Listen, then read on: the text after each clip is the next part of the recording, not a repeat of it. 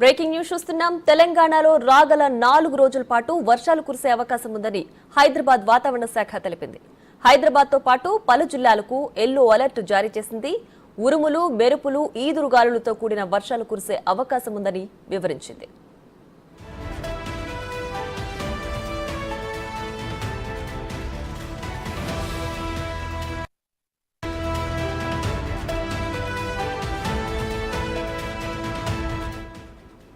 నేడు ఆసిఫాబాద్, పెద్దపల్లి, ఖమ్మం, నల్గొండ, వరంగల్, రంగారెడ్డి, హైదరాబాద్, మెదక్, మహబూబ్ నగర్ జిల్లాల్లో అత్యధిక వర్షపాతం నమోదయ్యే అవకాశం ఉంది.